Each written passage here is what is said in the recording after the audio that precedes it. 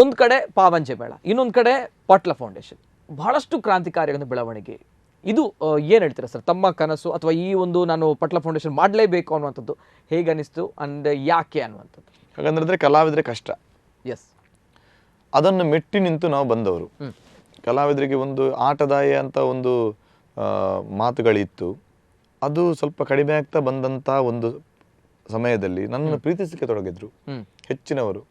ಸೇವಾರ್ಥಿಗಳಾಗಲಿ ಕಲಾವಿದರಾಗಲಿ ಸತೀಶನ್ನ ಎಂಚಿನಲ್ಲ ಎಂಕ್ಲೆ ಮಲ್ಪಿರಿ ಎಂಕ್ಲೆ ಒಂದು ಆಸರೆಗೆ ನನ್ನ ಹತ್ರ ಬರ್ತಾ ಇದ್ರು, ಅವರ ಕಷ್ಟ ಹೇಳ್ಕೊಳ್ತಾ ಇದ್ರು, ನಾನು ನನ್ನಿಂದ ಸಹಾಯ ಮಾಡ್ತಾ ಇದ್ದೆ. ಇಂಥದ್ರಲ್ಲಿ ತುಂಬ ಕಲಾವಿದರು ರಿಟೈರ್ಮೆಂಟ್ ಆಗುವಂಥ ಸಂದರ್ಭದಲ್ಲಿ ಅವರ ಕಣ್ಣೀರು, ಮತ್ತು ಕೆಲವು ರಂಗಸ್ಥಳದಲ್ಲಿ ಅವರು ಬಿದ್ದು ಕಾಲಿಗೆ ಪೆಟ್ಟಾಗಿ ಗಾಯ ಆಗಿ ಆಕ್ಸಿಡೆಂಟ್ ಆದಂಥ ಸಂದರ್ಭದಲ್ಲಿ ಕೆಲವು ವ್ಯಕ್ತಿಗಳು ಅವರಲ್ಲಿ ನಡ್ಕೊಂಡಂತಹ ರೀತಿ, ಅವರ ಜೀವನಕ್ಕೆ ಏನೂ ಇಲ್ಲ. ಕೆಲವು ಕಲಾವಿದರು ಮನೆಗೆ ಹೋಗುವಾಗ ಮನೆಯಿಂದ ಅವರನ್ನು ಹೊರಗೆ ಹಾಕಿದಂಥ ಪರಿಸ್ಥಿತಿ. ಒಬ್ಬ ಕಲಾವಿದರು ತುಂಬ ಒಂದು 40 ವರ್ಷ ತಿರುಗಾಟ ಮಾಡಿದಂಥ ಕಲಾವಿದರು ಮಗಳಿಗೆ ಮದುವೆ ಮಾಡಲಿಕ್ಕೆ ಗತಿ ಇಲ್ಲ ಪಾಪ. ಒಂದು ಪವನ್ ಬಂಗಾರ ತೆಗೆಯಲಿಕ್ಕೂ ಅವರಲ್ಲಿ ದುಡ್ಡಿಲ್ಲ. ಅವರ ಆರೋಗ್ಯ ಹದಗೆಟ್ಟಾಗಿದೆ. 40-45 ವರ್ಷ ಯಕ್ಷಗಾನದಲ್ಲಿ ದುಡಿದಾಗಿದೆ. ಒಂದು ಮನೆ ಇಲ್ಲ ಸರಿಯಾಗಿ ಕೂತ್ಕೊಳ್ಳಿಕ್ಕೆ.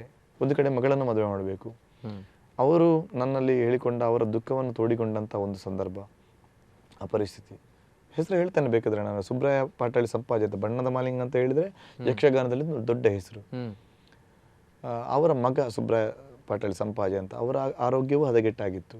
ಅವರ ಮಗಳಿಗೆ ಮದುವೆ ಮಾಡುವಂಥ ಪರಿಸ್ಥಿತಿ ಇರಲಿಲ್ಲ. ಅವರು ನನ್ನಲ್ಲಿ ಅವರ ದುಃಖವನ್ನು ಹೇಳಿಕೊಂಡಾಗ ನನಗೆ ಕರಳು ಹಿಂಡಿ ಬಂತು. ಆ ಸಂದರ್ಭದಲ್ಲಿ ಆ ಫೌಂಡೇಶನ್ ಮಾಡಿರಲಿಲ್ಲ ನಾನು. ಹಾಗೆ ದುಬೈಗೆ ನಾನು ಹೊರಡ್ತಾ ಇದ್ದೆ ಆ ಸಂದರ್ಭದಲ್ಲಿ ಕಾರ್ಯಕ್ರಮಕ್ಕೆ. ಅಲ್ಲಿ ನಾನು ನನ್ನ ಫ್ರೆಂಡ್ಸಲ್ಲಿ ಅದನ್ನು ಹೇಳುವಾಗ ಅವರು ಅಲ್ಲಿ ಒಂದು ಸೇರಿ ಯಕ್ಷಮಿತ್ರ ಬಳಗ, ನಮ್ಮ ದಿನೇಶ್ ಶೆಟ್ಟರು ಅವರಿವರೆಲ್ಲ ಸೇರಿ 1 ಲಕ್ಷ ರೂಪಾಯಿ ಆ ಟೈಮಲ್ಲಿ, ಇದು 2013-14 ಟೈಮಲ್ಲಿ ಹೇಳಿದ್ರು ನಾನು. 1 ಲಕ್ಷ ರೂಪಾಯಿ ಆ ಟೈಮಲ್ಲಿ ಮಾಡಿ ನನ್ನ ಕೈಯಲ್ಲಿ ಕೊಟ್ಟರು. ನಾನು ತಗೊಂಡು ಬಂದು ಅದನ್ನೇ ನಿಮ್ಮ ಮಗಳ ಮದುವೆ ಮಾಡಿ ಚೆನ್ನಾಗಿ ಅಂತ ನನ್ನ ಮನೆಯಲ್ಲಿ ಅವರ ಒಂದು ಖುಷಿ, ಆ ಒಂದು ಗಂಡ ಹೆಂಡತಿ ಬಂದು ಆ ಕೂಗಿದಂಥ ಒಂದು ಖುಷಿಯಲ್ಲಿ ಆ ಕಣ್ಣೀರು ನನಗೆ ಈಗಲೇ ಕಾಣ್ತಾ ಇದೆ. ಎಷ್ಟು ಖುಷಿ ಪಟ್ಟರು ಅವರು. 1 ಲಕ್ಷ ಅವರ 10 ವರ್ಷ ದುಡಿದ್ರು ಅವರಿಗೆ ಸಿಗ್ತಾ ಇರಲಿಲ್ಲ. ಅಂತ ಪರಿಸ್ಥಿತಿಯಲ್ಲಿದ್ದರು ಅವರು. ಅಲ್ಲಿ ಆವಾಗ ನನಗೆ ತೋರಿತು, ಇದಕ್ಕಾಗಿ ಸಂಘಟನೆ ಮಾಡಿದ್ರೆ ಹೇಗೆ, ನಾವು ಒಬ್ಬೊಬ್ಬರಿಗೆ ಎಷ್ಟು ಅಂತೇಳಿ ನಾವು ಮಾಡ್ಬೋದು. ನನ್ನನ್ನು ಪ್ರೀತಿಸೋ ಬೆಳಕು ತುಂಬ ಇದೆ. ನನಗೆ ಆ ದೇವಿ ನನಗೆ ಬದುಕಲಿಕ್ಕೆ, ನನಗೆ ಹೇಗೋ ಬದುಕಲಿಕ್ಕೆ ಏನೋ ಮಾಡಿಕೊಟ್ಟಿಲ್ಲ. ನನಗೆ ಬದುಕಲಿಕ್ಕೆ ತೊಂದರೆ ಇಲ್ಲ. ನನ್ನ ತಂದೆ ತಾಯಿ ಹೆಂಡತಿ ಮಕ್ಕಳನ್ನು ನಡೆಸಿಕೊಂಡು ಹೋಗ್ಲಿಕ್ಕೆ ನನಗೆ ತಾಯಿ ಏನಾದರೂ ಕೊಟ್ಟಿದ್ದಾಳೆ. ಆದರೆ ಆ ಸಂಪತ್ತನ್ನು, ನನಗೆ ಅಭಿಮಾನಿಗಳು ಎಂಬ ಸಂಪತ್ತನ್ನು ನಾನು ನನ್ನ ಸ್ವಾರ್ಥಕ್ಕೆ ಬಳಸಬಾರದು, ನನ್ನ ಕಲಾವಿದರಿಗೋಸ್ಕರ ಬಳಸಬೇಕೆಂಬ ಒಂದು ಛಲ ತೊಟ್ಟೆಯಲ್ಲಿ. ಅಲ್ಲಿ ನನ್ನೊಂದು 10 ಜನ ನನ್ನ ಮುಖ್ಯ ಅಭಿಮಾನಿಗಳಲ್ಲಿ ಹೇಳಿದಾಗ ಅವರು ಸಂತೋಷಪಟ್ಟರು, ಮಾಡುವ ಅಂತ, ಏನಾಗಬೇಕು ಹೇಳಿ ಅಂತ. ನಾನು ಮೀಟಿಂಗ್ ಕರೆದೆ.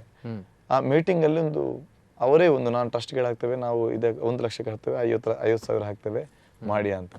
ಪ್ರಥಮ ಕಾರ್ಯಕ್ರಮದಲ್ಲಿ ನಾವು ಒಂದು 15 ಲಕ್ಷ ರೂಪಾಯಿ 2015ರಲ್ಲಿ ನಾವು ಡೊನೇಟ್ ಮಾಡಿದ್ದೇವೆ ಕಲಾವಿದರಿಗೆ.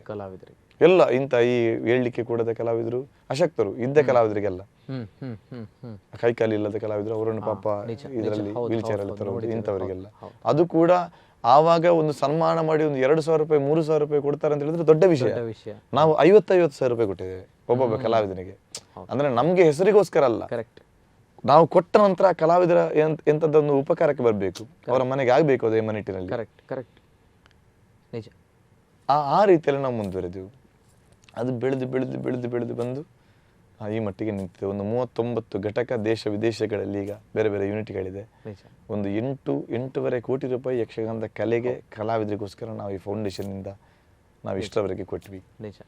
ಇದು ನಾವು ಸಂತೋಷ ಪಡ್ತೇವೆ. ಇದರಿಂದ ಹೆಮ್ಮೆ ಪಡೋದಕ್ಕಿಂತಲೂ ಸಂತೋಷ ಪಡ್ತೇವೆ. ನಾನೊಬ್ಬ ಕಲಾವಿದನಾಗಿ ನನ್ನಿಂದ ಇದು ಸಾಧ್ಯತೆ ಆಯ್ತಲ್ಲ, ಯಕ್ಷಗಾನದ ಕಲೆಯಿಂದಾಗಿ, ಬೇರೆ ವಿಭಾಗದಿಂದ ಅಲ್ಲ. ಕರೆಕ್ಟ್. ಆ ಸಂಪಾದಿಸಿದ ಅಭಿಮಾನಿ ಬಂಧುಗಳ ಎಂಬ ಆ ಶ್ರೀಮಂತಿಗೆ, ಆ ಸಂಪತ್ತಿನಿಂದ ನನಗಿದು ಸಾಧ್ಯತೆ ಆಯ್ತಲ್ಲ ಅಂತ ಸಂತೋಷ ಇದೆ ನನಗೆ. ನಮ್ಗಳಿಗೆ ಹೆಮ್ಮೆ ಇದೆ ಸರ್. ಯಾಕಂದರೆ ಪಟ್ಲ ಅಂತ ಬಂದಾಗ ವ್ಯಕ್ತಿ ಅಲ್ಲ ಶಕ್ತಿ ಅನ್ನೋದು ನಾವು ಅದಕ್ಕೋಸ್ಕರ ಹೇಳಿರುವಂಥದ್ದು. ಪಟ್ಲ ಫೌಂಡೇಶನ್ ಈಗ 8.5 ಕೋಟಿ ನಮ್ಮ ಅಶಕ್ತ ಕಲಾವಿದರಿಗೆ, ಅಸಹಾಯಕ ಕಲಾವಿದರಿಗೆ ತಾವುಗಳು ಕೊಟ್ಟಿರುವಂತಹ ಒಂದು ಸೇವೆ, ಮನೆಯನ್ನು ಕೂಡ ಕಟ್ಟಿಕೊಡ್ತಾ ಇದ್ದೀರಾ. ಸೇವಾಶ್ರಯ ಅನ್ನುವಂತಹ ಯೋಜನೆ, ಜೊತೆಗೆ ಯಕ್ಷಗಾನ ಕಲಾವಿದರು ಮಕ್ಕಳು ಅವರ ವಿದ್ಯಾರ್ಥಿ ವೇತನಕ್ಕೆ, ಅವರ ಒಂದು ಮದುವೆಯ ಖರ್ಚಿಗೆ, ಇದೆಲ್ಲವನ್ನ ಕೊಡ್ತಾ ಇದ್ದೀರಾ ಅಂತ ಬಂದಾಗ ಪಟ್ಲ ಫೌಂಡೇಶನ್ ಕೂಡ ಬೆಳೀತಾ ಇದೆ. ಪಟ್ಲ ಅನ್ನುವಂಥದ್ದು ಈಗ ಶಕ್ತಿಯಾಗಿ ಬೆಳೆದಿದೆ. ಏನು ಹೇಳ್ತೀರಾ ಸರ್? ಸಂತೋಷ ಆಗ್ತಾ ಇದೆ, ಅಭಿಮಾನಿಗಳು ಈ ರೀತಿಯಲ್ಲಿ ಸ್ವೀಕರಿಸ್ತಾರೆ, ನನಗೆ ಇಷ್ಟು ಸಹಕಾರ ನೀಡ್ತಾರೆ ಅಂತೇಳಿ. ಆದರೆ ನಾವು ಧರ್ಮ ಮಾರ್ಗದಲ್ಲಿ ಸತ್ಯ ಮಾರ್ಗದಲ್ಲಿ ಇದ್ದರೆ ನಮ್ಮನ್ನು ಯಾವತ್ತೂ ದೇವರೂ ಕೈ ಬಿಡುವುದಿಲ್ಲ, ನಮ್ಮನ್ನು ನಂಬಿದ ನಮ್ಮ ಅಭಿಮಾನಿಗಳು ಕೈ ಬಿಡುವುದಿರಲ್ಲ. ಇದು ಡಾಕ್ಟರ್ ರಾಜ್ಕುಮಾರ್ ಹೇಳಿದಂಥ ಮಾತು. ನಮಗೆ ದೇವರು ಯಾರು ಹೇಳಿ? ಅಭಿಮಾನಿಗಳು. ಕಲಾವಿದರಿಗೆ ದೇವರು ಅಭಿಮಾನಿಗಳೇ ದೇವರು. ಅವರು ಯಾವತ್ತೂ ಕೈ ಬಿಡುವುದಿಲ್ಲ ಎನ್ನುವುದಕ್ಕೆ ಇದುವೇ ಸಾಕ್ಷಿ. ಅದಕ್ಕಿಂತ ದೊಡ್ಡ ತೃಪ್ತಿ ನಮಗೆ ಏನು ಬೇಕು ಹೇಳಿ? Beautiful sir. ಬ್ಯೂಟಿಫುಲ್ ಮಾತುಗಳು.